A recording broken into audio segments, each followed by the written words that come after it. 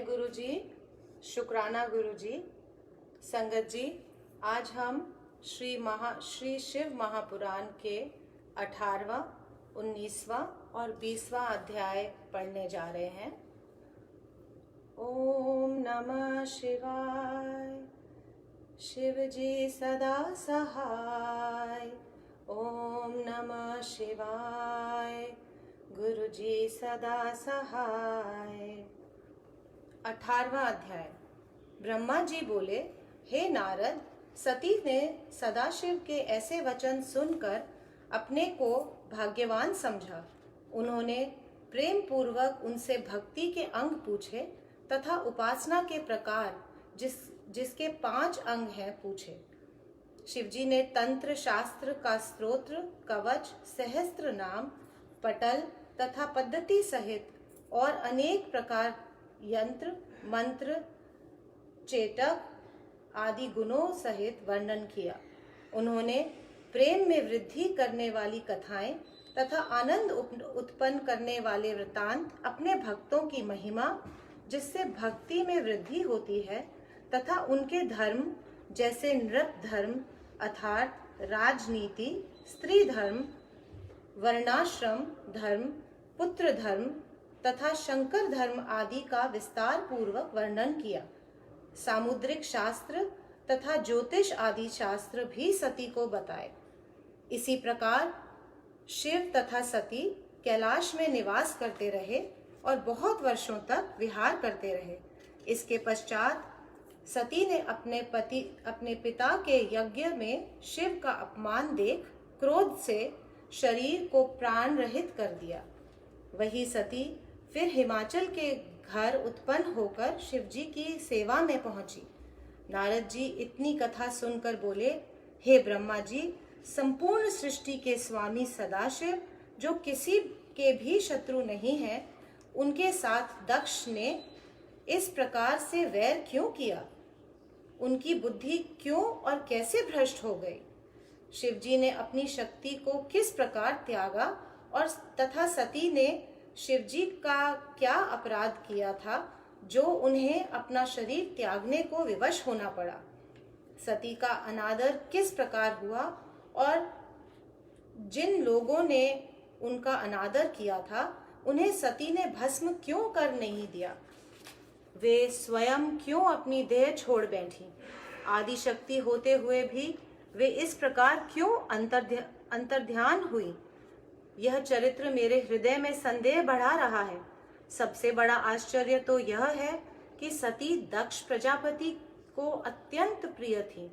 फिर दक्ष ने उनके प्रति अप्रिय व्यवहार कैसे किया? नारद की यह बात सुनकर पितामह ब्रह्मा जी ने कहा, हे पुत्र, यह सब उन्हीं शिवजी की महिमा है। इसमें और किसी को दोष कैसे दिया जाए? अस्तु, अब हम तुम्हें वह वृतांत सुनाते हैं जिस प्रकार श्री शिवजी ने दक्ष प्रजापति की शुद्ध बुद्धि को भ्रष्ट करके उनसे वैर बढ़ाया था। हे नारद, एक बार दक्ष प्रजापति ने एक यज्ञ रचाया। उस उत्सव में भाग लेने के लिए सभी देवता तथा ऋषि मुनि आदि अपनी अपनी पत्नियों सहित दक्ष के घर पहुंचे। मैं भी अपने सेवकों सहित यक्षशाला में गया। मुझे देखकर सभी सभासदों को अत्यंत प्रसन्नता हुई।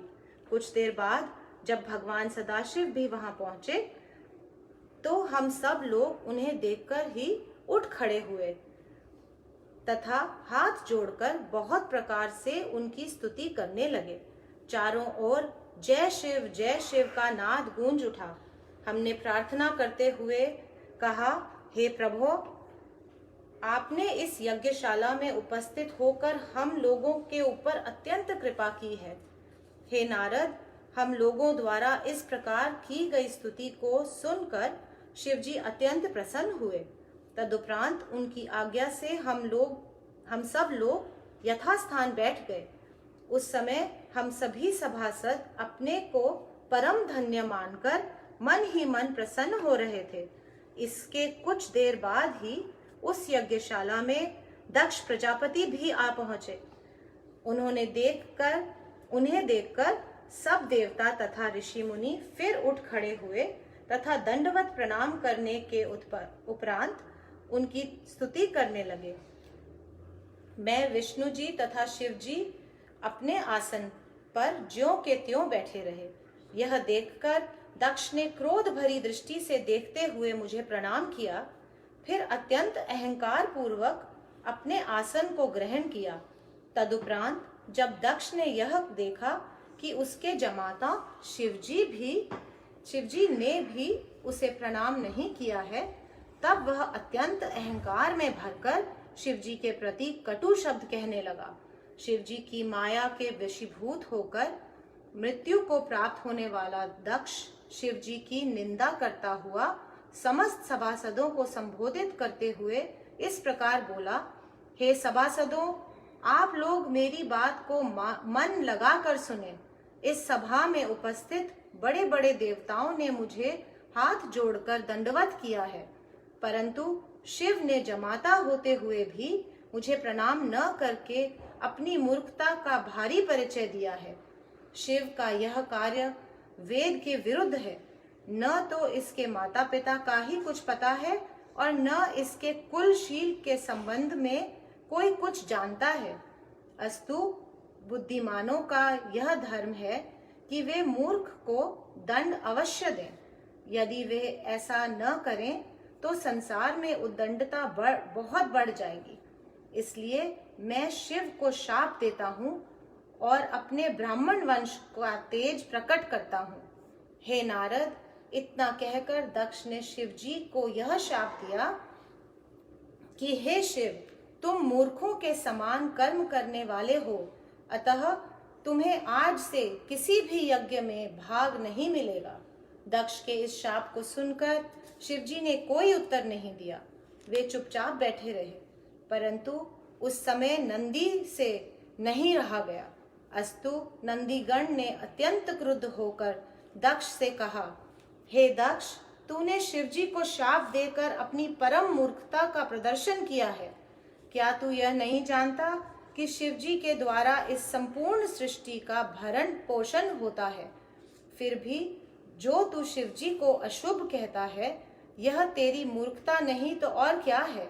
हे पापी, तूने ऐसे परम प्रधान पुरुष की निंदा की है।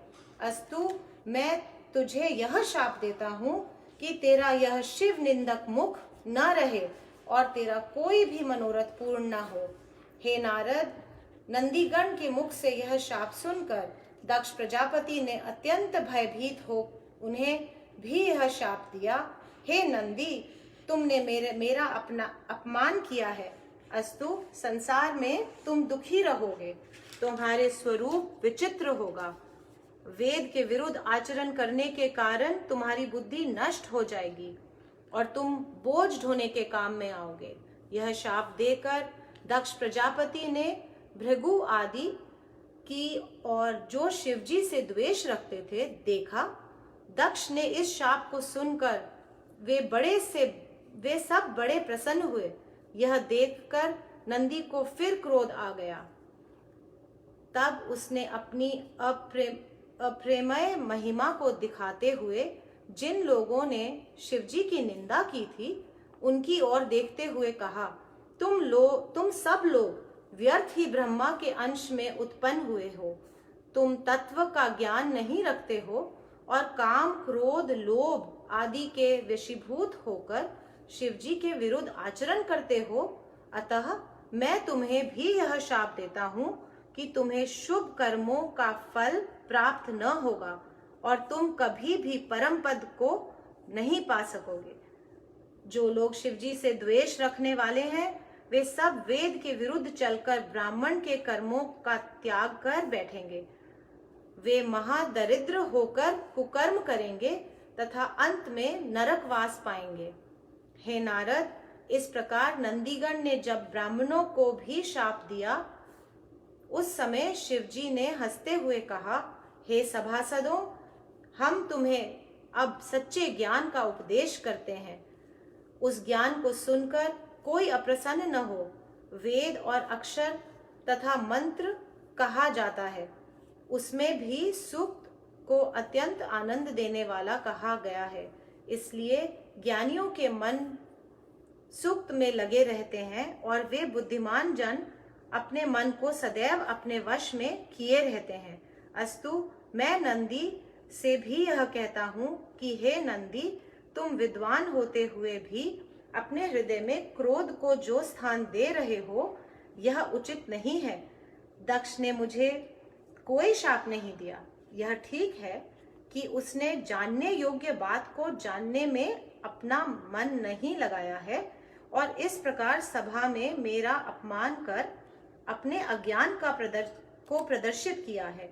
फिर भी तुम्हें यह जान लेना चाहिए कि इस जगत में संपूर्ण कर्मों को करने वाले हम ही हैं। हमारी इच्छा है और हम ही इसके भीतर बाहर सब स्थानों पर निवास करते हैं।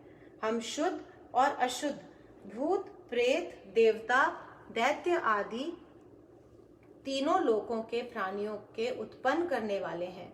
अस्तु, तुम्हें यह उचित है कि हमारे इन वचनों को सुनकर अपने क्रोध को दूर करो और अब किसी को भी शाप आदि मत दो। हे नारद, शिव जी के यह वचन सुनकर नंदीगण ने अपना क्रोध शांत कर लिया। तदुपरांत शिव जी कैलाश पर्वत पर को चले गए। दक्ष प्रजापति भी उसी क्रोध से भरा हुआ अपने घर चला गया। उस दिन से वह सदैव शिव जी की निंदा करने लगा। यदि वह किसी शिव भक्त को देख लेता था तो उसे बहुत क्रोध आ जाता था। शिव जी की माया ऐसी अपरंपार है कि वह कब किससे क्या करा बैठेगी, इसका कोई पता नहीं चलता। ओम नमः शिवाय। शिव जी सदा सहाय। ओम नमः शिवाय। गुरु जी सदा सहाय। 19वां अध्याय। ब्रह्मा जी ने कहा, हे नारद, शिव जी की लीला अत्यंत ही पवित्र एवं शुद्ध है, जिसको पूर्ण रूप से वेद तथा पुराण भी नहीं जानते हैं। अब मैं तुम्हें शिव जी की चरित्र के विषय में और बताता हूँ। एक बार शिव जी अपनी पत्नी सहित, सती सहित तीनों लोकों के अवलोकनार्थ चले। पृथ्वी पर घूमते घूमते वे दंडक वन में पहुंचे। उन्होंने वहां रामचंद्र जी को लक्ष्मण सहित देखा कि वो चारों ओर दुख से विलाप करते हुए सीता जी को ढूंढ रहे हैं। उन्होंने रामचंद्र जी को देखकर प्रणाम किया, क्योंकि वे पहले विष्णु को ऐसा वरदान दे चुके थे। शिव जी फिर जय कहकर आगे बढ़े तथा उचित समय न जानकर उनसे कुछ वार्ता न की। इसलिए सती ने जब यह हाल देखा कि शिव जी अपने परम भक्त राम को इस प्रकार छोड़कर आगे बढ़ गए, तो वे बोली, हे अनादि सर्वोपरि ब्रह्म, आपने ब्रह्मा, विष्णु, सुर, मुनि तथा संपूर्ण सृष्टि की उत्पत्ति की है। यह सब आपकी सेवा उपासना करते हैं। फिर आज दशरथ के पुत्र रामचंद्र जो वन में मिले, तो आपने उनको प्रणाम क्यों किया? मेरी समझ में नहीं आता कि इसका कारण क्या है। मुझे इसकी बहुत चिंता है।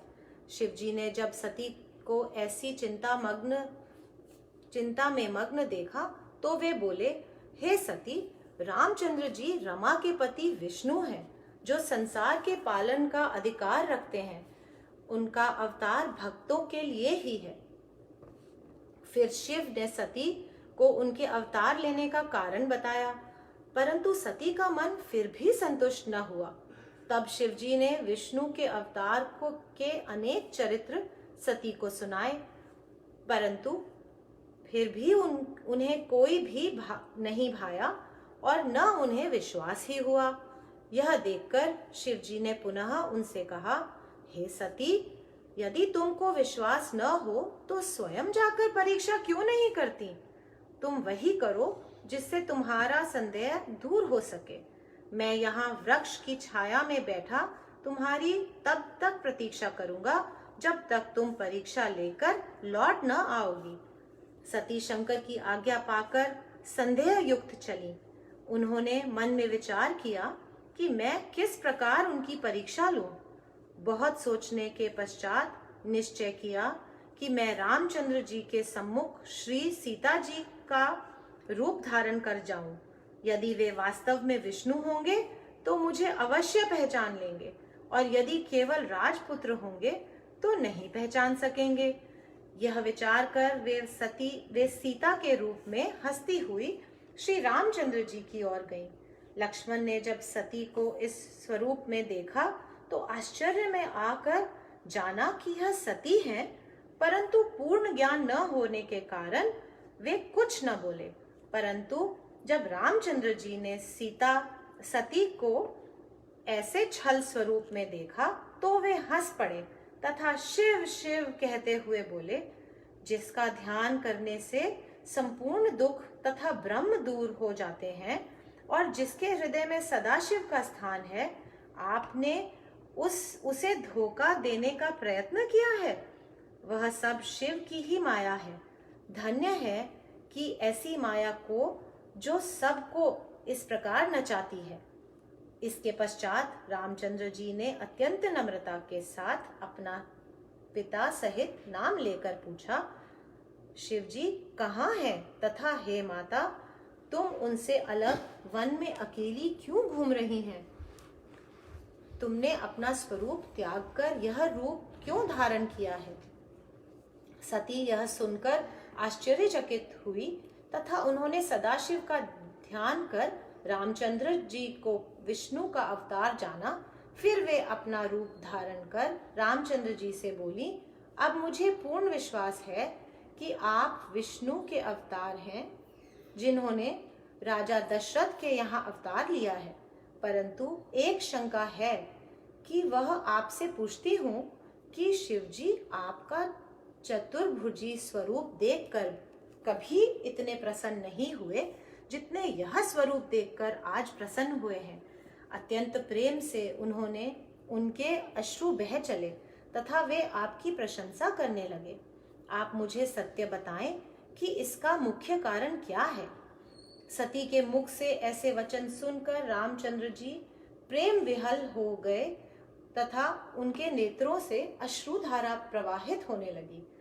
उन्होंने प्रेम निमग्न होकर चाहा कि उसी समय चलकर शिव को देखें, परंतु उचित समय न जानकर तथा सती की आज्ञा पाकर उन्होंने केवल शिव का ध्यान ही किया।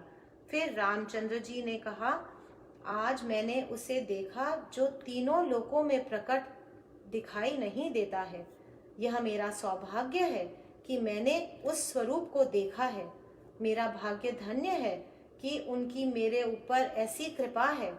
जिनका ध्यान सिद्ध मुनि देवता आदि करते हैं तथा वेद स्तुति में मग्न रहते हैं, जिनकी कृपा से व्याध, किरात, नंदा, पंचक की स्त्री हर्ष्या तथा इंद्रदुम्न को परम पद प्रदान किया है। शिवजी ने किसके ऊपर कृपा नहीं की है? श्री रामचंद्र इतना कहकर सती से बोले, हे देवी, शिवजी ने जो मुझे प्रणाम किया उसका यही एकमात्र कारण है कि वो मुझ पे प्रसन्न है। ओम नमः शिवाय, शिवजी सदा सहाय। ओम नमः शिवाय, गुरुजी सदा सहाय। 20वां अध्याय। रामचंद्र जी ने कहा, हे देवी, एक बार शिवजी ने विश्वकर्मा को बुलाकर हमारी गौशाला में एक अति सुंदर मंदिर बनाने की आज्ञा दी तथा उस मंदिर में एक उत्तमोत्तम सिंहासन बनाने का आदेश दिया। इस प्रकार जब मंदिर बनकर तैयार हो गया तो शिवजी ने संपूर्ण देवताओं, मुनियों तथा ब्रह्मा को आमंत्रित कर वहां पर एक उत्सव का आयोजन किया।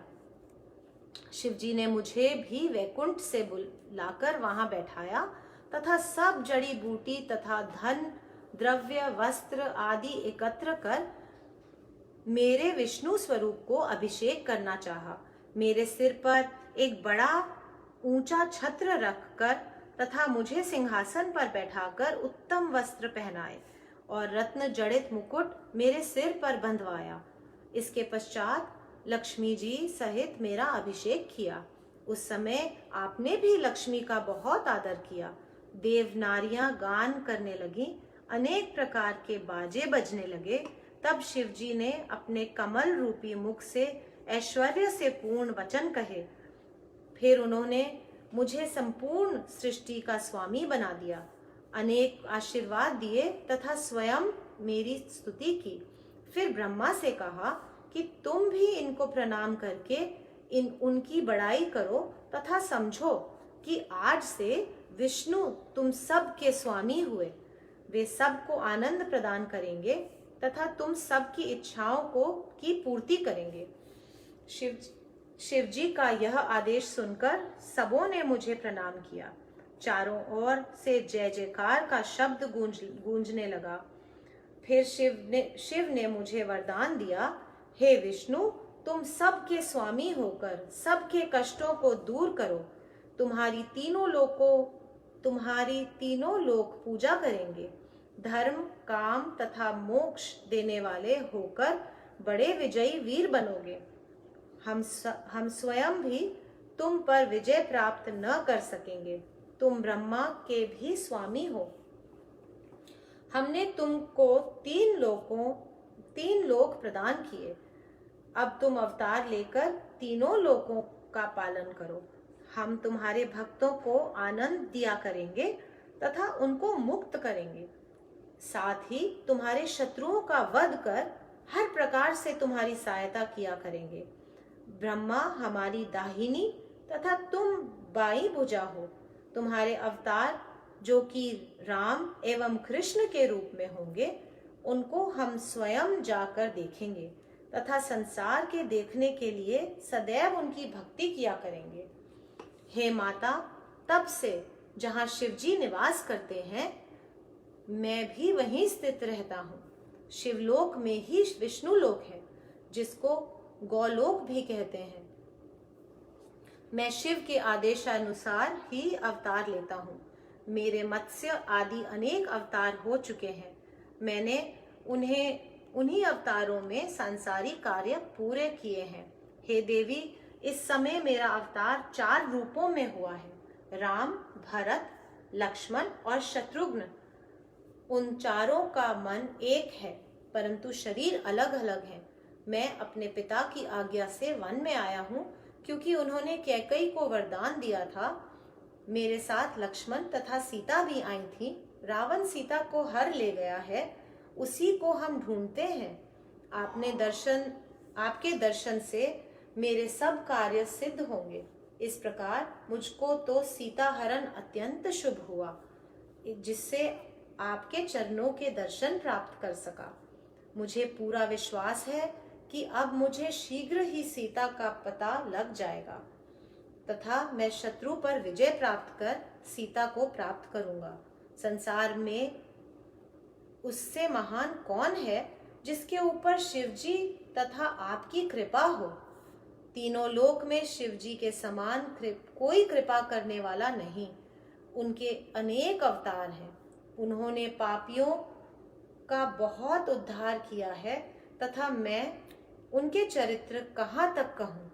यह कहकर रामचंद्र जी ने सीता से विदा मांगी। इस प्रकार सती से आज्ञा तथा आशीर्वाद प्राप्त कर शिवजी का ध्यान धर रामचंद्र जी आगे चले तथा उसी प्रकार अपने कार्य में संलग्न हुए। ओम नमः शिवाय। शिवजी सदा सहाय। ओम नमः शिवाय। गुरुजी सदा सहाय। जय गुरुजी। शुक्राना गुरुजी। संगत जी, आज की कथा यहीं समाप्त होती है। अगली रीडिंग बुधवार को रात 9 बजे होगी। जय गुरु।